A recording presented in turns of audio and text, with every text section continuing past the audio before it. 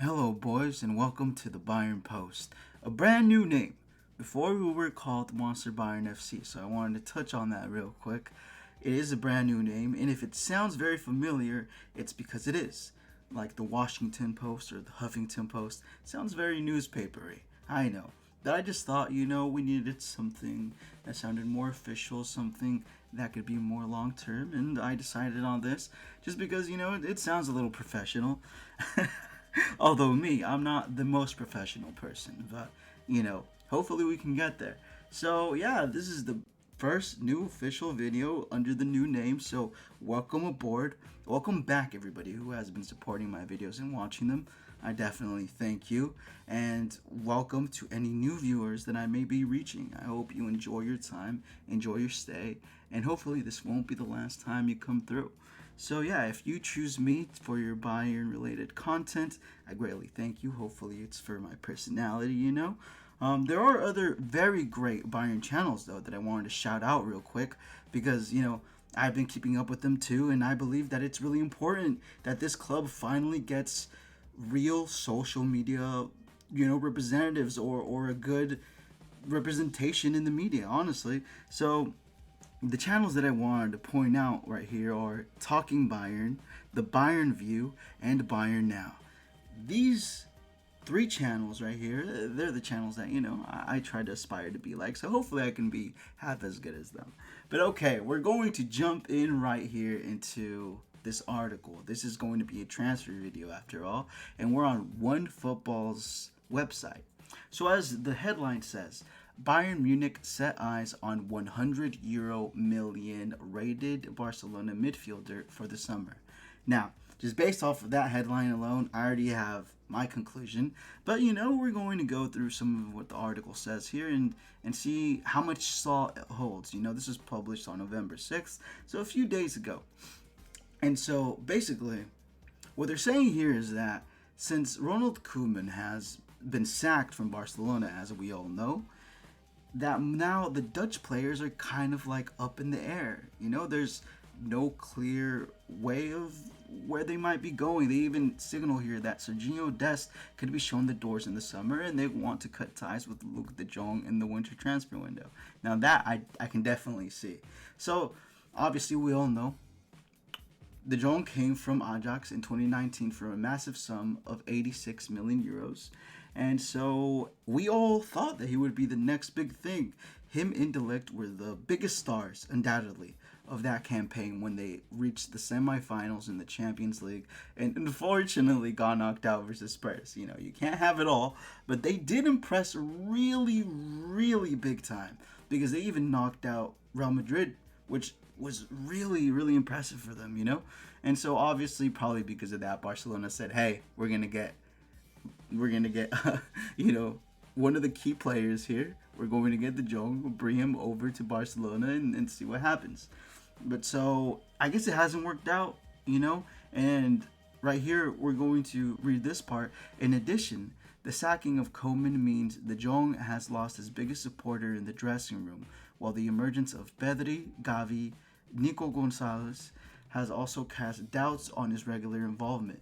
This has led to him considering his future prospects at Camp Nou, with the aforementioned reporting claiming that Bayern Munich are ready to offer him a way out.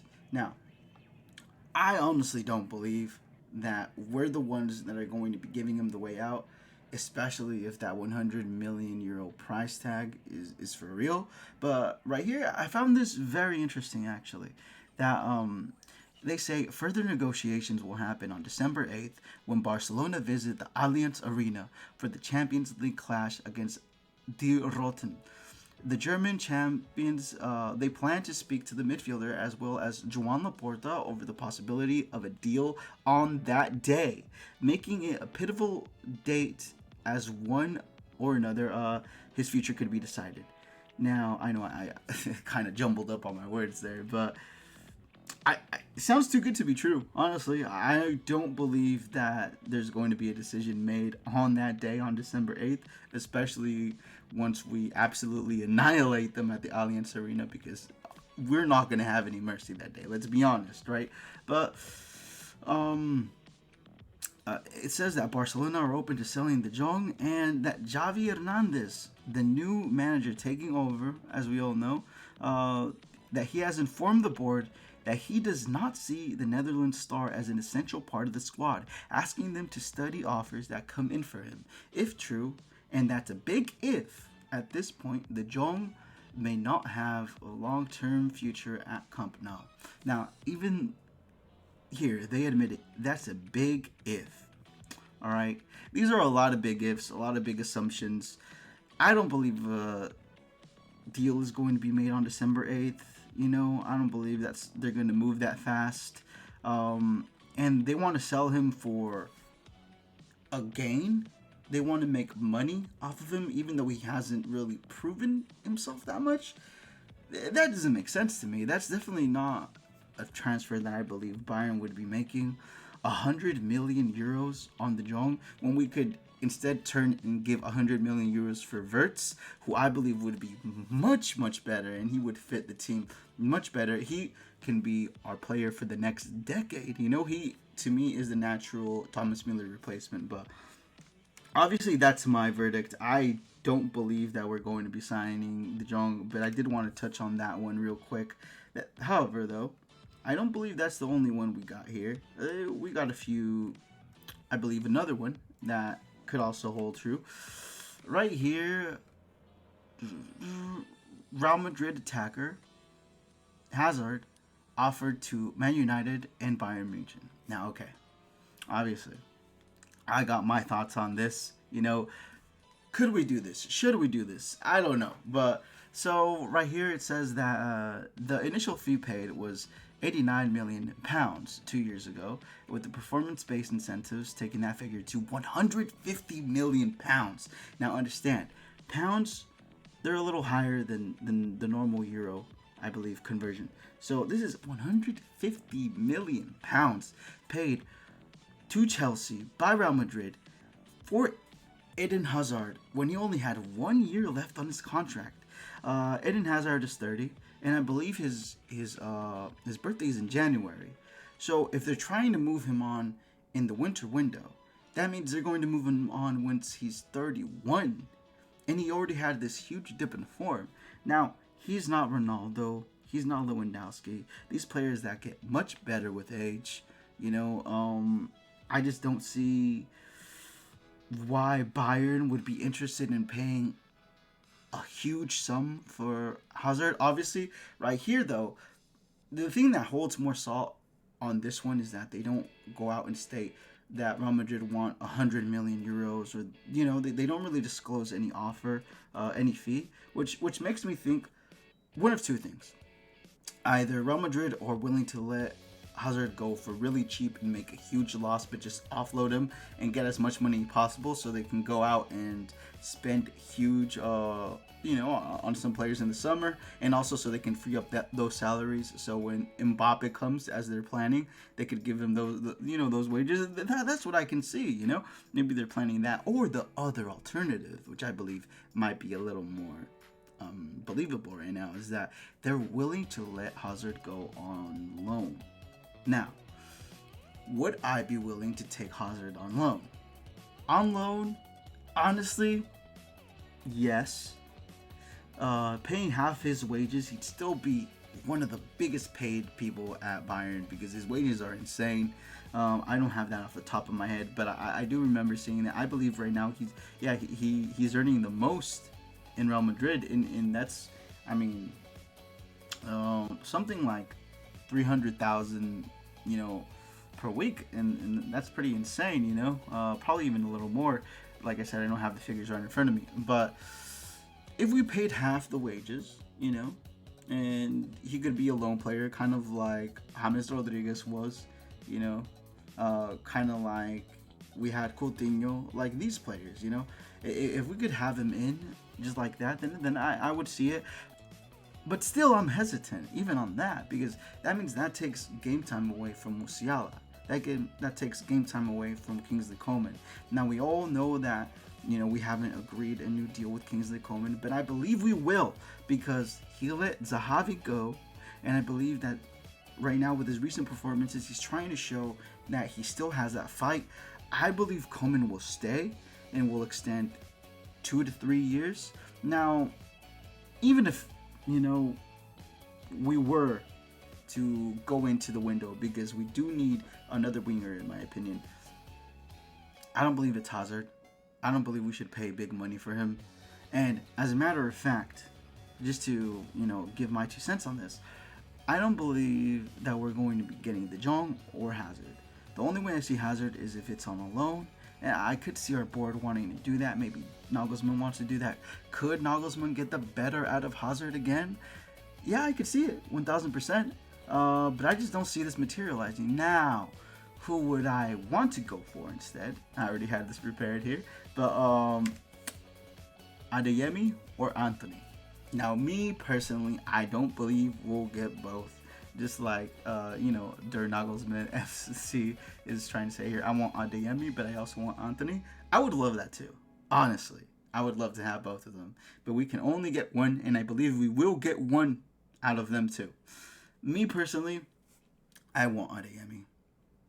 Now, I'm bummed out because I believe he was already within our ranks, and we let him go. So I'm bummed out about that.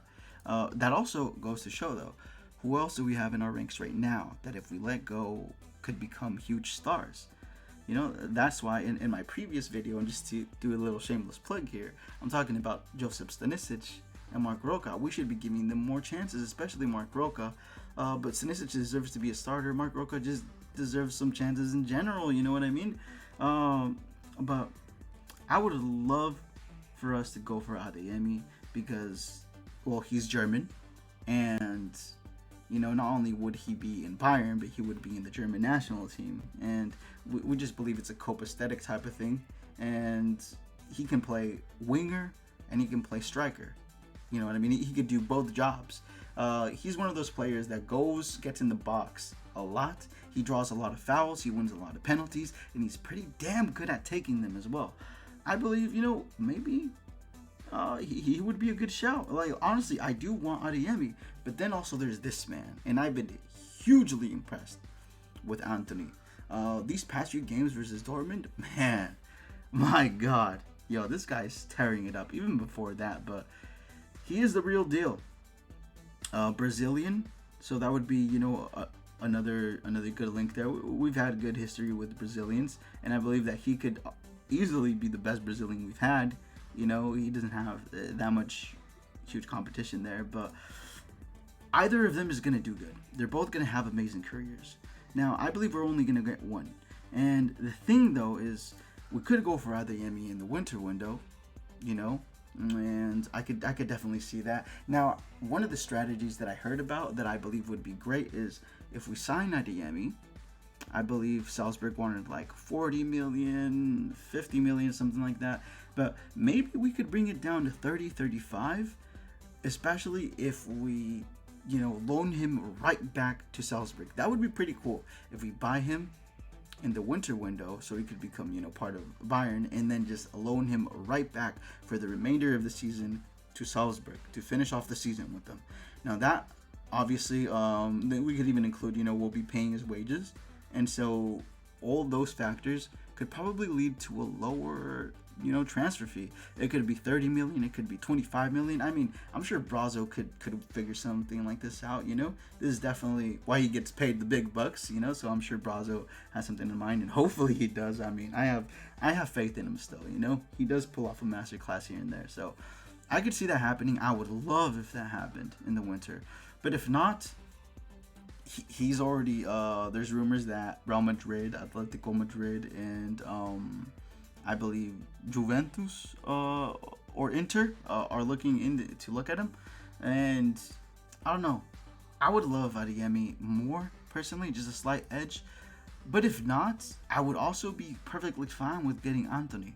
Now, I just believe we have to make a move this winter window. If we wait for the summer, the prices are just going to rise up even more. I believe this winter window is when we should pull the trigger and get one of them, instead of just forget Hazard, forget everybody else.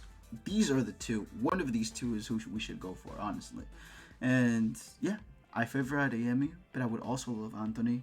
I would just say we have to materialize one of them this winter.